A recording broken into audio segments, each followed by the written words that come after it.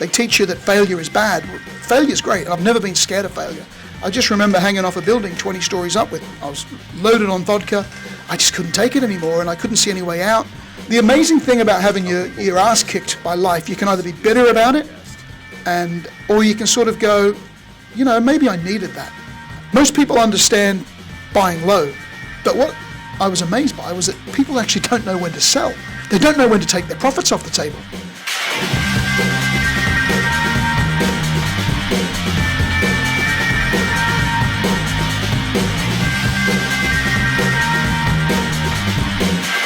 From Acapulco, Mexico, this is Anarchast. Hey everybody, welcome to another edition of Anarchast, your home for anarchy on the internet. As you know, I've said that about 450 times on all the past episodes. I got a great new guest coming in from Playa del Carmen, Mexico. I'm of course right here in Acapulco, or in Acapulco, Mexico as I call it, and it's becoming known as. It's Scott Sorenson. He's actually a part of a group called Cryptogasmic.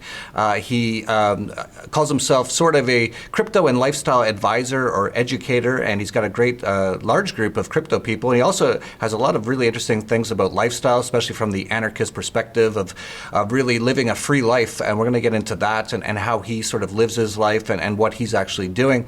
Before we get into all that, Scott, I got to ask you, how did you become an anarchist? Hey, Jeff, thanks for having me on the show. Love what you do. If I really think about it, I was probably an anarchist ever since I was a kid, and I just didn't know it. I didn't get along with the teachers at school, didn't know what the hell I was doing there. Never agreed with anything I was told, and something inside me. But I guess as an adult, to be honest with you, probably 5 or 6 years ago, I was living in Dubai for 12 years. So living a nice tax-free life over there, and you just sort of be a good boy and go along your way and everything's cool. And after that, I moved to Los Angeles. And I just couldn't believe what I was seeing on the media. Ebola was going to kill the world, Zika, Red Alert, and I just traveled through 3 countries on my way, and nobody was even talking about this stuff. And then I started watching, the debates and the politics, and I would watch these debates and then watch the media and think, did you just watch the same thing I watched? And me, like everybody, I always knew that the media was full of crap and that the government didn't really have the people's best interests at heart, but it really, really came home to me when I actually moved to the States, and what I was seeing on the TV. And because I travel a lot with my business, when I would fly in and I'd see the CNN everywhere on the thing, and I was just like, wow, this is so brainwashing, and people don't even know it. And then talking to people, so that was kind of, believe it or not, moving to the USA, which lasted 1 year before I got out of there. But that was basically what really sunk at home. But I've always been an anarchist in my heart, but didn't really know whether to. It's weird because I actually thought of myself as a Democrat, but my understanding of what a Democrat was completely different to what it actually really is. Because I'm quite anti-guns and anti-women to do whatever they want and all that. And I thought, yeah, I'm a Democrat, and I hated George Bush. But then when I got to America and I saw everything, it was like, no, I don't like any of it. And it was at that point I realized that, yeah, I'm an anarchist or a libertarian, or that's basically it, moving to America. Yeah, actually seeing the U.S. will turn a lot of people into anarchists, or at least wake them up to what's going on. A lot of people out there don't know. If you're watching here in the U.S. and you've never left the U.S., you really don't know what a crazy place you live in. I actually went and lived there myself for 1 year exactly, same as you. In about 2002, I lived in Hollywood, actually. I was hanging out with people like Paris Hilton before anyone knew who she was, and Tara Reid, and it was all weird. And I was like, man, this is like so weird here. And like you said, with all the media propaganda, you just don't see that when you're outside. Like, you're there in Mexico, I'm here on the other side of Mexico, on the west side, and we don't hear about this stuff. I have to actually turn on my computer and see that everyone's freaking out about something this week, and I'm like, what is it? And they're like, Zika, or bird flu, it's or crazy. It's like, what? No one, where'd you hear this? And they're like, CNN. It's like, turn it off, because it's not real, and it's totally not real. It's really crazy, Jeff. It's really crazy, and you're right. Sorry, but you don't. It was just living there that really did it, and walking my dog and talking to people. And when I told them I was going to move to Mexico, they would say things to me like, "But aren't you scared of getting your head cut off down there?" And I'm like, "Are you serious?" And then you start understanding that, what I've learned is they want the American government, and governments all over the world for that fact, want three things. They want you to be scared. They want you to be fearful. And I learned this in 1 year living in America. They want you in debt. They want you scared. And they want you to go to work for as little as you can. And they want you in debt, and they want you sick. Sorry, that's the third thing. They love you to be sick. They love you to be in fear. And they want you to be in debt. That's my perception anyway. Yeah, it's absolutely the case. The U.S. government's probably one of the worst in the world. I don't know of any that's really much worse at all of those things. Definitely the sick part, for whatever reason, they are completely just annihilating the people there with, you just look at the food, what they do with the food. It's almost all processed, and they really promote it. And then you go to the doctor, and the doctor won't say, hey, you're like, hey, I don't feel very good. And the doctor won't go, well, what are you eating? He'll never ask you that. But if they did ask, the person would probably say, well, like McDonald's and chips and hot dogs. It's like, well, that's not food. That's why you don't feel very good. But no, they'll be like, oh, well, we got some pills, and it'll actually make that pain go away, but it won't actually fix the problem. It'll actually make it much worse, and it goes on, and we know all about that. But it is really interesting, and a lot of people still haven't realized it, just what a crazy place the U.S. is. And it's so funny. As you pointed out, I still get it all the time. I'll mention to someone when I'm in the U.S., they'll go, where do you live? I'll be like, Mexico. They'll be like, oh my gosh. It's like, I say the same thing about you, really. It's way worse up here. In fact, in many ways, Mexico is just amazing. It's just, I don't know about your lifestyle. Maybe we can get into your lifestyle a little bit, but my lifestyle is just perfect. It's like no problems. There's no one's stressed out. No one's talking about North Korea or Syria or terrorism or anything. They're just living their lives and quite happy, and very healthy kind of food. Not necessarily the tacos and stuff like that, but in general, it's mostly not processed food, although that is changing. That's why Mexico's become sort of the second fattest place in the world. They've really pushed the sodas, the Coca-Cola, and all that sort of stuff down here, and people have unfortunately fallen for that. But give us a little bit of your sort of background, because I know you got such an interesting background, how you ended up in a place like Mexico. You were living in Dubai, and you made a lot of money, you lost a lot of money. These kind of stories, a lot of people really like, and it's quite similar to my own story. So give us the whole background of how you got here. Sure. Well, I'll try and, it's been people say to me, have you had a big day? I say I've had a big life, and I'm very grateful for the life that I've had, and it's just weird. If you would have asked me 2 years ago, do you think you'd be living in Mexico from 2 years from now? It wasn't even in my mind to be living, I've been here 3 years ago. It was never even in my mind to live in Mexico, and here I am, and that's the thing I love about life, and that's what I like to talk to people about. But basically, I was in the music business ever since I left school. I was a singer-songwriter, and even from that age, I never sat around waiting for record companies. I was the one, sending a million faxes with to the radio stations, and I was signed up with Sony, who wouldn't do anything. So I organised my own songwriting trip as a 19-year-old kid to Sweden, because I loved all the European pop bands like Roxette and a lot of the big songwriters. So I rocked up to the office in Sony and went, these are the people I'm writing with. And this was before the internet. And they were just like, wow, how did you? So I've always had that thing about, and one thing I hate about school is they teach you that failure is bad. Well, failure is great, and I've never been scared of failure, and it's the one bit of advice I give everybody. So I went off traveling around the world, never became the rock star that I wanted to be, ended up in Dubai, and just, in a bar playing Hotel California for $80 a night. This was back when Dubai was just being built, and there were cranes everywhere, and there wasn't so much development, but it was on the way. And I started booking bands. I set up an entertainment company, working late at night, and then on the side, during the day, I was looking for bands to book in these hotels. And I didn't even have a laptop at that time, and I went from making $80 a night to having a company that turned over $3 million a year in the first 2 years with a staff of 3. And it was incredible. And unfortunately, as the time went on, I love living in the UAE, but it's very materialistic.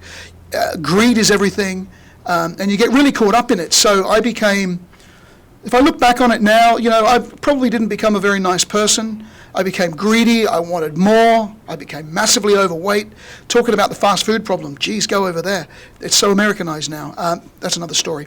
And I basically, for 4 or 5 years, life was amazing. I had a BMW, a Jaguar, $1 million apartment. I was buying properties, but I wanted more, so we decided to open restaurants and banks. I remember sitting in my office and having 21 credit cards that I didn't even order, and just laughing with my business partner at the time, going, this is just insane. And the banks would ring you every day going, do you want 2 million, 3 million? So we said, all right, let's open some restaurants. And it was just the biggest mistake that we ever made. I started an entertainment company with a capital of zero, not even a laptop, that turned over $3 million. And then we went and borrowed a bunch of money from the banks to set up these restaurants. Didn't make a cent.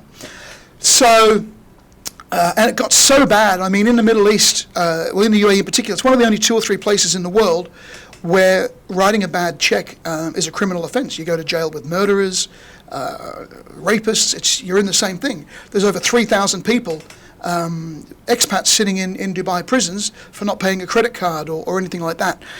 So I was kind of faced, and it was a horrible 1 or 2 years where the pressure that they put on you. It's not like in America or anywhere in the world where you have some bad credit for 7 years and stuff like that. They make you sign a security check before you take the loan, whether it's a $100 credit card or a $1 million bank loan. They make you sign a blank check. So they don't get you for not paying back the loan. They take the check to the police and you get done for bouncing a check. And then you're left in jail until somebody pays for it, right? So it got so bad. I mean, I would wake up and have 65 SMSs from the banks. Where's the money? Where's the money? The banks would ring and they would say things like, Mr. Scott, you've been in Thailand for the last week, I see on your credit card. Yeah, how was it? Yeah, it was good fun. I hope it was fun because your next trip will be in the jail if you don't pay back. And this was constant, mate, constant. They would turn up to where I was having lunch and the pressure got so much that I just remember hanging off a building 20 stories up I was loaded on vodka. I just couldn't take it anymore and I couldn't see any way out. And I just remember looking down thinking, that's it. I've gone from I used to go to the ATM machine just for fun to see what the balance was, and to sitting there. I remember sitting there. I couldn't even buy an apple. I just had no money. Not even my coin jar was empty. Everything was gone. Everything, and it really leaves you with a feeling of it's even beyond desperation. It's helplessness. Everything's blurry, Jeff. And you just don't see any end to it, especially once a year. And the pressure that they put on you is unbelievable. So I was left with 3 options really. Because we couldn't pay back the bank loans. The businesses went down the drain. So it was go to jail, pay back the loan, or leave and start again. So I left and started again. I moved to Los Angeles. I was going to get back in. I had a middle-age crisis. I was going to get back into the music business. Went to LA and I just thought, screw this, man. What am I doing? So I set up my entertainment company again from scratch. And the amazing thing about having your ass kicked by life, you can either be bitter about it, or you can sort of go, maybe I needed that. I did things. I had so much money. It was just like I remember I always wanted to open my own bar in Barbados in the Caribbean for some reason because as a Aussie I love cricket and West Indies was my favourite team. Not really a good business deal to open up a restaurant, but I had so much money I didn't care. I moved to Barbados. That was broke within 6 months, and stuff like that. So. Basically, after it all went tits up, I moved back. I went to LA to lick my wounds and start again. And I kind of sat there and just went, well, the only thing I know how to do is book bands. And so I decided to put everything online. But I took a new philosophy into my business, and that was, instead of it all being about me making as much money as I can, I've been doing this for 15 years of my life. I've got an opportunity to help young artists. I can put them in hotels, cruise ships. So I took that philosophy and I read a lot of books from entrepreneurs and they all kind of say the same thing, Jeff, and I'm sure you understand this.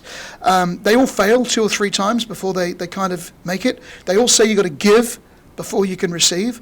And by giving, that doesn't just mean giving the homeless guy a hot dog out front of the 7-Eleven and bragging about it all over Facebook. So I really did a lot of soul searching into the vision statement of what I was going to do and started donating money to charities and stuff for every contract that I did. And I basically rebuilt the company with a tarnished reputation, and I rebuilt it. And, here we are 5 years later. We're booking over 100 hotels around the world. I've got a cryptocurrency education platform. Life is great, and I thank all of it to what happened to me back then, because life kicked my ass and I probably needed it. So I was in America, didn't really like it there for all the things that we said. Came down to Mexico for a holiday. I was like, yeah, I'm going to do this remotely and online, and it's been amazing. I got an office for $300 a month. I got amazing staff, which don't cost a lot of money, but we treat them really well. And I play golf, and I try to balance my life with charity work, professional work, and it's just amazing living down here. You know, the biggest problem we have in life is hitting a golf ball into the trees, or, you know, the people in the shop, you ask them what something is, and they straight away just go, don't know. But that's it. You know, like you said, there's no talk of politics. There's no... I don't even know what's going on with the news in the world unless I look at Facebook. I don't watch CNN. I don't watch Fox. And the thing that amazes me is I don't really blame people in the Western countries, because you've just become familiar with what you see and what is thrown at you. You know, so what other reason would they have not to believe what they're being told? So, you know, part of my job now, as it is yours, is to get that message out, but as well as get the message out, find solutions for those problems, which is what I think we're doing with the blockchain and cryptocurrency. And that's it. And through all of my failures, I've learnt to a couple of things. Basically, I will never really invest a lot of money to start up a business again. Like I said, I started one business with nothing, made millions. I started another one with millions, never received 1 cent. So even my Cryptogasmic business cost me $5,000. You know, I use local guys to do the website and do my video editing and you know, spread the wealth rather than be that greedy guy I was in Dubai. As a business owner, it's your responsibility to give jobs and help people, and I just feel that if everybody in the world, well, not everybody can do it, but if more and more people had incentive to start their own businesses, even if you're hiring 3 people, Jeff, you know, I think the world economically would be a lot better place. And that's sort of, so yeah, here I am now in Mexico. I'm going to start living part of my life over in the Grand Cayman Island.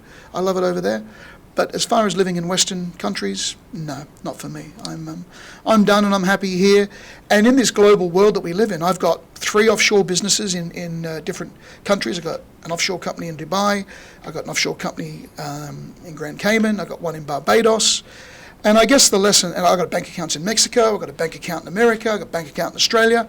So I guess my advice would be find a passion, chase it, turn an online business out of it, but don't rely on one jurisdiction. Don't be ruled by anybody. I haven't hardly paid any tax for 20 years, and I'm not going to pay any for the next 20 years. I think I paid 2% in Barbados on declared earnings. So, you know, and I want to start teaching people how to live that kind of life if they want to live it. That's great. You had a lot of great information and advice in that.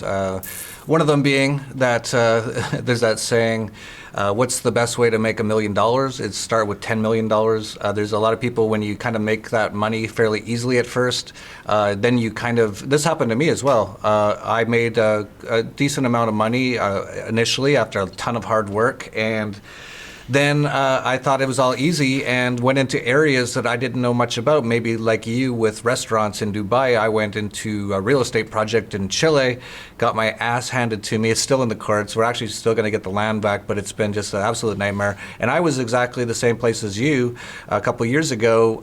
There was no 20-story buildings around here, but I was very much thinking about putting that gun in my mouth. And there's a little bit of advice for you out there too, for anyone who's going through some tough times right now. You can get through them, and in fact, you will have such a better life if you can get through them, because that'll be the biggest learning experience of your life, and you can take Scott and my experience as some proof of that, because we've both gone on. I'm much happier now. I learned many of the same things as you. I learned to, I wasn't so much greedy. I've never really been materialistic or anything, but I didn't think too much about like directly helping other people, and now I've started to realize that that's a big part of having a good life, and I'm doing some things. I haven't told anyone about this yet, but I'm doing some things on that right now, and you know, in many ways, just having a successful business that does well and provides customers with what they want, that helps people as well. A lot of people get that wrong. They look at capitalism all wrong, and they go, well, all you're doing is making some money, and you have like 20 employees, but how much are you giving to charity? It's like, well, in fact, you're helping the world a lot. You have 20 people that you're helping them get what they need. You're helping your customers get what they need. So people look at a lot of these things kind of incorrectly, but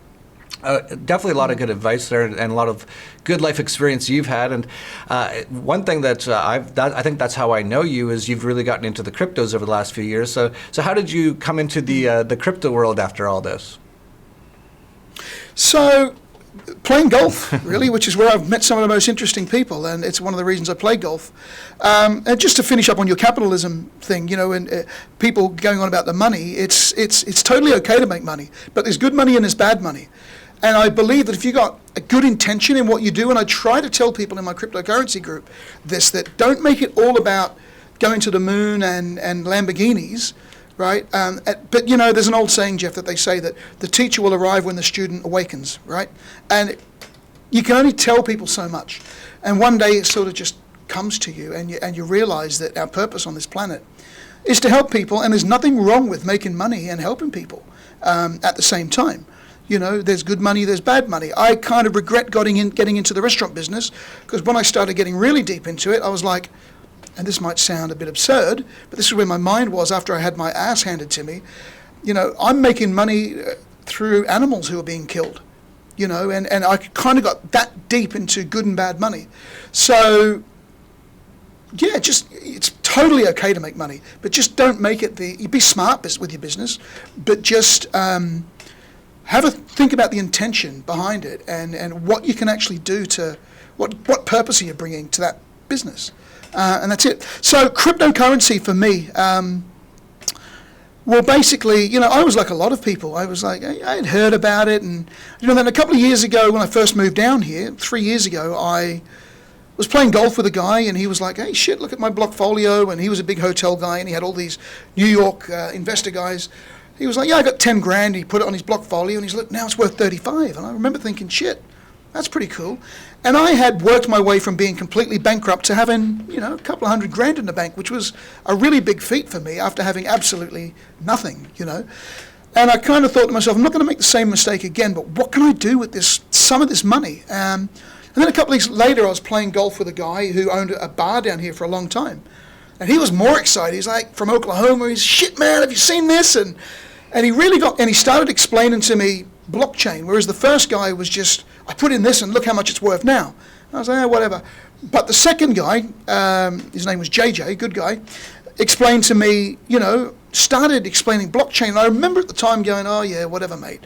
And then I went home and I started researching exactly what it was. And I was like, yeah, shit, I like this, right? Because I really started despising governments and banks, because I travel a lot, you realize when you start traveling that the minute you put your money into a bank, it's not your money. When you try to get it out and you've got $500 a day limit, you just go to the shopping market and Chase Bank. Your bank card doesn't work, and you ring them and they go, yeah, for your security, we have, and it's just bullshit, right? And charging me $60 every time I want to send a transaction. So I started investigating all of this, and I was like, yeah, this is the shit. I love this. And I kind of thought to myself, how much can I take out the bank? It's just sitting there in the bank doing nothing. I had mates trying to, ask me to get involved in different businesses, and I didn't want to part with 100 grand or 200 grand or 300 grand. I just didn't want to do it to start up a business again. So this came along, and I thought, I can afford $20,000. Let me take that out of the bank, buy a bunch of cryptos with it, and see how it goes. So I did that, and within 2 or 3 months, that 20 grand was 60 or 70 grand. Then I had $20,000 fizzed out of my account and hacked all in one day, and it kicked my ass. And I invested in some ICOs. All of my tokens were stolen, but it was my own fault. So I was really pissed off for about 3 days, and then I thought, you know what? I will use this to teach other people more security. I've still got more money than what I started with. I believe in all of this, so I just started that way, and it was really funny. I started by paying these signal services, and I thought it was an easy answer to make money. And I would shove over my half a Bitcoin and join, and they'd send out these signals, and all of a sudden my 15 Bitcoin, because I don't know what they were like $700 back then or something, right? Was now, my 15 or 20 Bitcoin is now 10 Bitcoin, and I'm bleeding it away by listening to these guys. And I'm in these groups, so I've got ADD as well, so I was like, screw this, I need to work out why it is that I'm losing this money, and all these other people are making the money. So I took 6 months out, I left it just sit there, and I just learned technical analysis, and I learned about the market, and I started studying all the fundamentals behind crypto and really educated myself on it. And then I was in some other groups, and every group I was in was talking about Lamborghinis and this, and I would talk more about how great it would be to have a charity token instead of the Red Cross, who to me are just as thieving as what the banks are. I started thinking about all these ways we could do it, and then these guys just ended up kicking me out of the group. And I was a joke of the group, so I thought, screw you, I'm going to start my own group. And I think I had 5 people that followed me across. And I was a joke in the group, and they were doing memes of me. I didn't care. And then that group turned into 100, 150, 300. So I started offering private lessons for people to learn technical analysis, because I kept seeing the same problems over and over. People were entering the thrill part of the market. The age-old story of investing, Jeff, is most people will enter when they're supposed to sell, and they'll sell it when they're supposed to enter. Buy the fear and sell the greed, right? And in crypto, because it is such an emotional market, you're not really dealing with brokers or people aren't leveraging on futures and stuff like that. It's straight buy and sell, and it's all on emotional cycles. So for me, technical analysis really, really worked, and I became really, really good at it, and it just worked for me. I knew how to look at a chart, and it just was like reading Chinese. And then learning the language was like a second language. So I started offering my services, charging these people. How much would people pay? $200, $300 an hour. And then I found myself being up at 4 o'clock in the morning doing the same lessons over and over and over. And then there were people who couldn't afford the $300, so I was doing group lessons where people paid $40, and I have 20 people in the group. So all of a sudden I'm like, see, here's another business opportunity. I'm making $1,000 a day, $2,000 a day doing this, and I'm helping people at the same time. So I then decided to set up a platform, but I just didn't want to be a signals group who said buy here and sell here. I really wanted to teach people for themselves how to invest their money, how to do it for themselves. So even if I send out a signal with, I think this is a good trade right now, that they look at it and they understand it. And I do a bunch of shows called the TA show, the Technical Analysis Show, on some Facebook groups now. And the number thing I really learned out of talking to people, but funnily enough, and I don't know if you've experienced this, Jeff, but I always thought the biggest problem for people was not knowing when to buy. Most people understand buying low, but what I was amazed by was that people actually don't know when to sell. They don't know when to take their profits off the table. So I try to take a real beginner approach, and what I was getting from beginners as well was they were embarrassed in a lot of these groups because people would call them newbies or go and do your own research. And I'm like, again, it's back to my thing of starve the beast. The only way crypto and blockchain is going to work is if everybody's involved. From the smallest villages in Africa to micro payments in the Philippines to, because I've dealt with a lot of, Filipinos were my staff, Nepalese, Pakistanis, and for them to pay a $5 charge to send their pay back home to their families is expensive.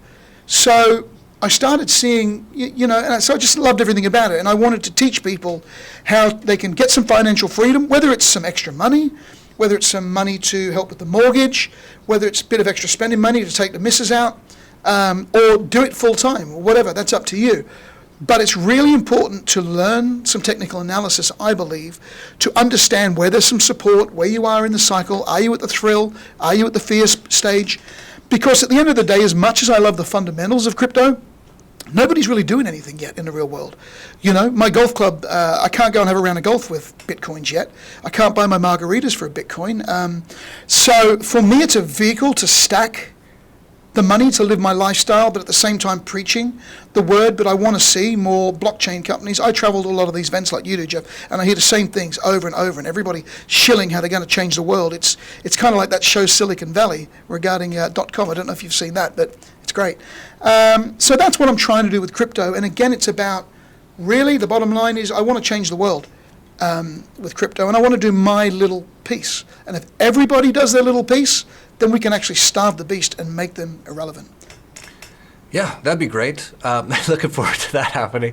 That's basically what I'm doing as well. And you mentioned earlier sort of intention when you do a business, and so your intention was was to help as many people as possible to understand and learn about crypto so they don't lose everything, and by doing that, you're hoping that more and more crypto gets accepted across the world, and then we can eventually get rid of central banks and governments. That's generally what I've been doing as well, and it is quite true about intention when you're starting an operation, to be really clear about it and to make sure that it is truly to help some people in one way or another, whether it's selling them hamburgers, because they're hungry, that's fine, but you have an intention that you want to, in some way or another, help people. And when you do have those intentions, things tend to go well. And I know that your Cryptogasmic group, I haven't really checked it out fully because I'm so busy, but it looks like it's really, really grown quite big. Is that correct? Yeah, it's we've got quite a few thousand members in there now, and what I'm really, really determined to do with that group is, the thing that makes me really happy is when I wake up in the morning, and they call me Crypto for some reason, I don't know why, but they'll message me and say, "Hey, Crypto, I just want to say thank you. You've opened up my eyes, and I hope I can live a lifestyle like that." And I openly talk about all the mistakes that I've made, and if I do a bad trade, I'm a member of all of these groups on Telegram, and they're all, "Our members made 900%, sign up here." There's no name, there's no face. Now, this might backfire on me and turn around and bite me on the ass, but I decided there's going to be a face. Might not be the prettiest face, but there's a face to it. There's a name, there's an email.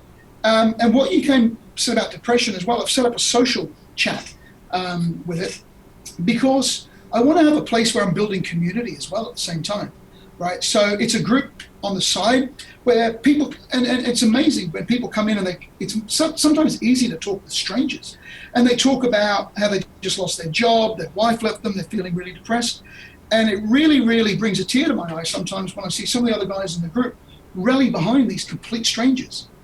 "Don't worry, mate, it'll be okay." And, somebody will say, there was one guy, his wife left him, right, because he bought Litecoin at $250, didn't tell his wife, and it went to $300, made a bunch of money. He then told his wife, and then they started designing the kitchen. Then it fell back to $100, and she left him. Right, wow. And he was really upset. Yeah. That's crazy. I think It's there's funny, some problems in but- that marriage to begin with. If that's all that happened, I didn't get my kitchen, I'm out of here. It's like, okay, I think you should I'm get a sure better there's wife more anyway. problems than that. But on a serious note, some people talk about the struggles in their lives, and it really opens up my heart to, and I feel good when I sit back. And, I get the occasional stupid. I wake up to messages saying, "Hey, Crypto, when does BTC going to move?" I'm like, "I don't know, man."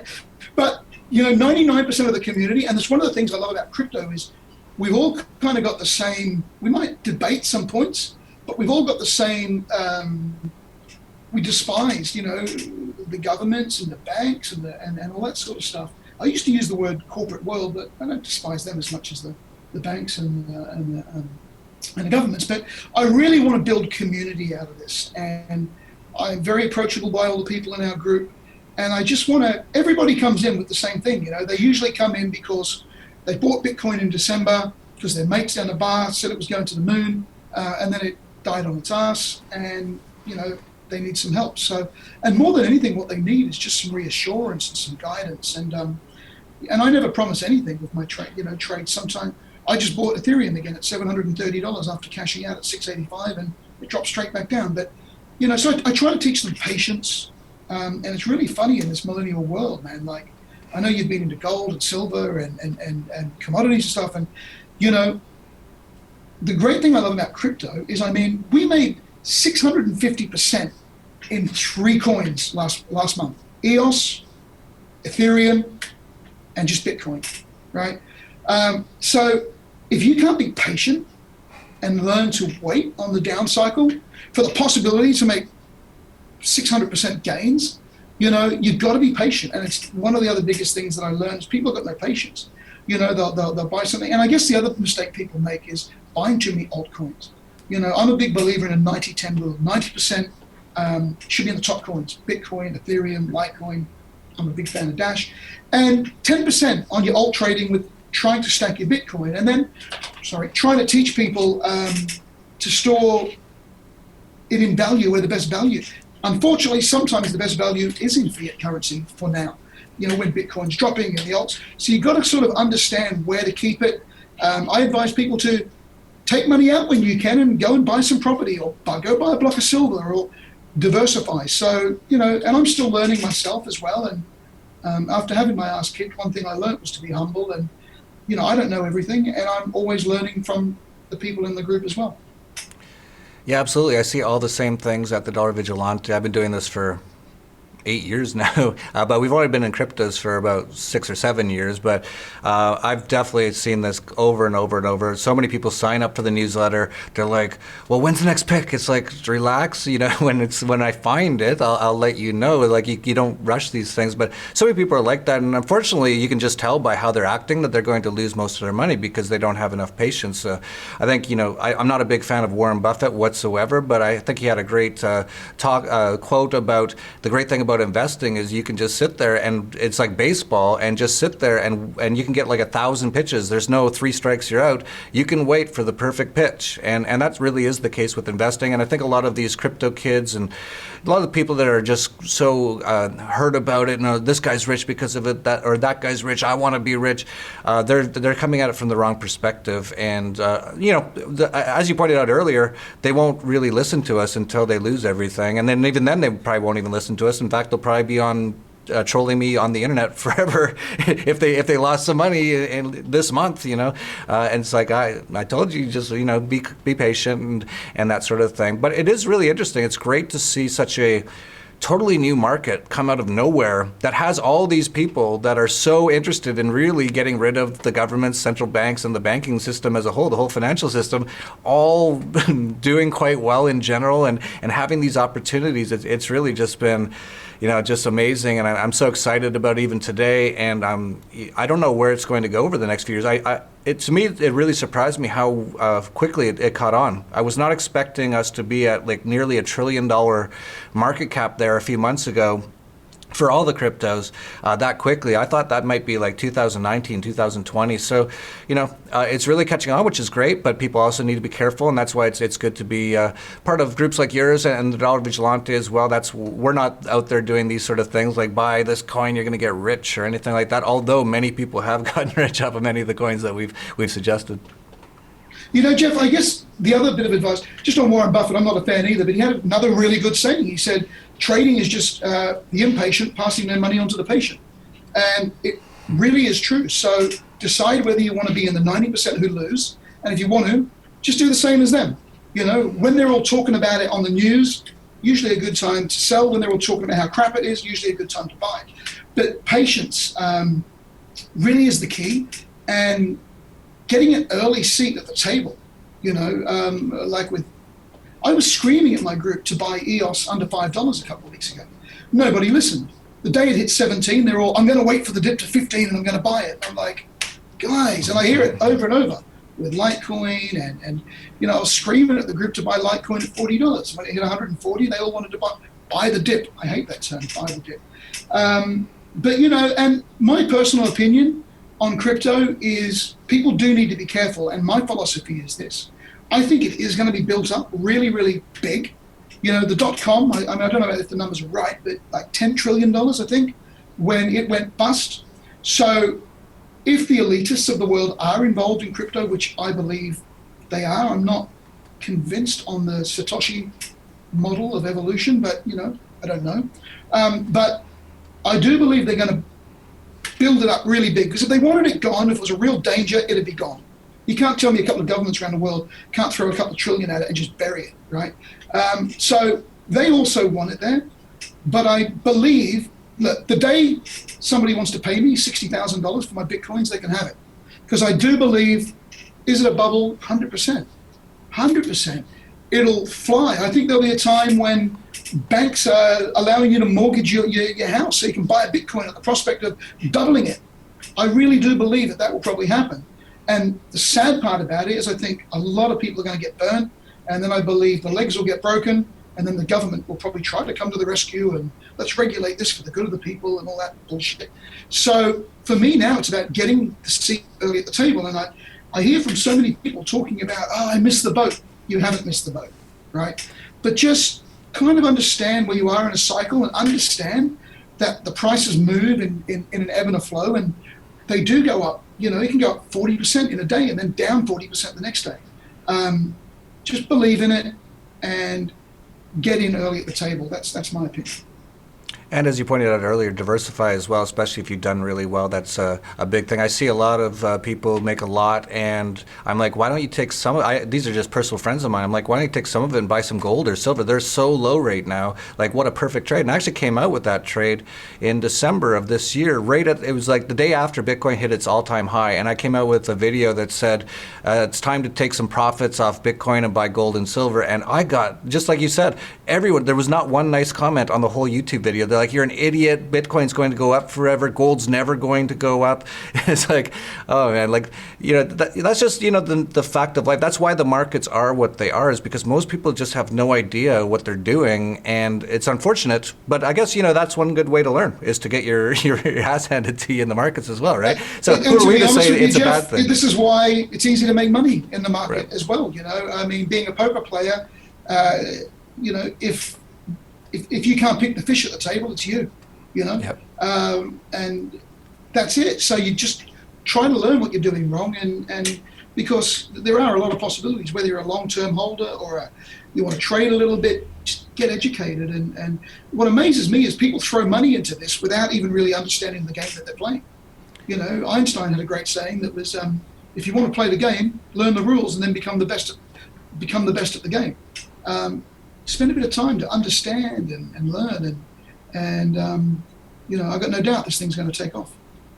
Yeah, absolutely. And that's what you did when you first got into crypto. You spent 6 months looking into it deeply, doing your own research. That's really what you should be doing if you're going to be investing seriously in these sort of markets. That's any markets like that. You should know the market inside and out before you put any sort of serious amount of your own money into these sort of things, unless you just want to gamble. And if you want to gamble, that's fine. But you should be aware that, if you don't know what you're doing, you're probably not going to do well, unless you're part of your group, perhaps, or part of the Dollar Vigilante. You can subscribe to our newsletter at dollarvigilante.com/subscribe. And why don't you let people know where they can get access to your group?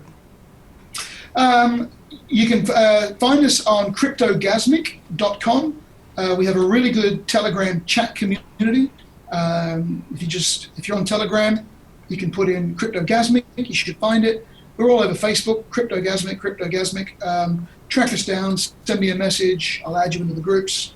You can subscribe and become a member for free at cryptogasmic.com. We have crypto news, we have the tickers, we do some free lessons, webinars. I do a show daily called the Technical Analysis Show, the TA show with crypto. I do that on a Facebook group called Cryptocurrency Investing Facebook, which we're going to have you as a guest on very shortly. Jeff, we've got about 150,000 members on that, all crypto lovers. And that's it. So just Cryptogasmic and you'll find us. That's great. We'll put the links to that all down below. And I should take this time to point out, I'm not on Telegram. I have no public groups on Telegram. I'm not on any of these sort of WhatsApp groups or Signal, or if I message you on Facebook saying I've got a really hot Bitcoin mining deal and you have to send me Bitcoin today, it's not me. There's so many people out there. And it's, again, sad. It's sad to hear that people think that I'm actually going to message them on Facebook wanting some Bitcoin from them. I've never talked to them before, and they will actually do it. It's that whole greed thing that, unfortunately, and again, I guess that's how people are going to learn. Whoever, because I hear about this every now and then, someone will say, I just sent 5 Bitcoin to you. I'm like, why? And they're like, didn't you just message me on Facebook? I'm like, no, and I don't hear from them again. I'm like, I hope they didn't kill themselves or something. But it's like, I guess they're going to have to learn. Like, you be smarter, Like, I'm not out there messaging people to do these things. I'm not on Telegram, as I pointed out. So, if you see any of these out there, there's not much I can do about them, unfortunately. There's just really no way to stop a lot of these things. So just be smart. That's, I guess, really it comes down to be smart, learn, pay attention, be careful, and as you pointed out, failure is not necessarily a bad thing. It's actually a learning experience. You just have to learn from it and move on. And I know, Scott, you were at Acapulco this year. I should just mention we still have pre-sale tickets available for Acapulco at a discounted price.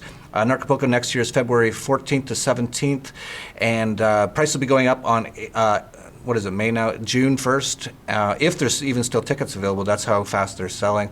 Scott, you came over here for Acapulco.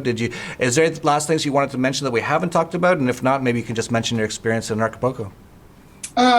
To be honest with you, Acapulco was amazing. Let me just turn that off, sorry. I thought I had to turn it off. Acapulco was amazing for me, and I'm not just saying that. Yeah, and a lot of what I talk about, I actually picked up from talking to various people at Acapulco, you know, and hearing different perspectives. I didn't agree with all of them, but you take it all on board, and it's just and the thing I loved was that, again, the community and being around like-minded people, and definitely it's a learning experience. And I kind of thought, you know, anarchism, and it's going to be all really hardcore, but it's full of love. It's full of genuine people who want to make the world a better place. I don't know who that is, and I thought I'd turn it down. It's really about making the world a better place. And if you haven't been and you're in two minds, you have to do it. I'll be there again this year, and I'm a big supporter of it. And it really opened up my eyes to a lot of things, Jeff. That's great. I'm so glad you enjoyed it, and looking forward to seeing you back here again next year. And if you like this video, please like, subscribe, share down below for anyone out there who's interested in this sort of information. We get blocked and shadow banned all over the place, so it really helps to share this information with other people. So please do that. And essentially, that's it for Anarchast, your home for anarchy on the internet. Peace, love, and anarchy. There was an idea to bring together a group of remarkable people. To see if we could become something more. So when they needed us, we could fight the battles that they never could.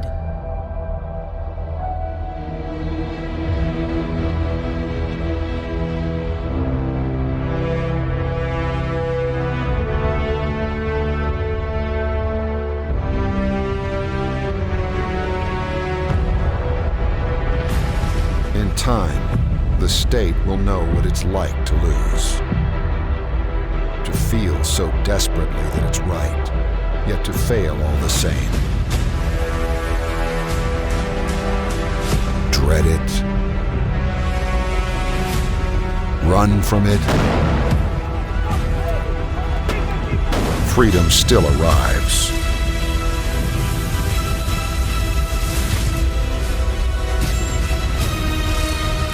Vacate the state.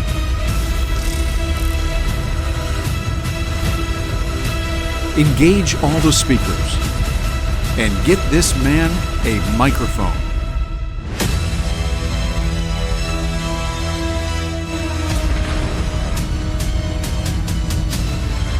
Fun isn't something that one considers when eradicating tyranny. But this does put a smile on my face.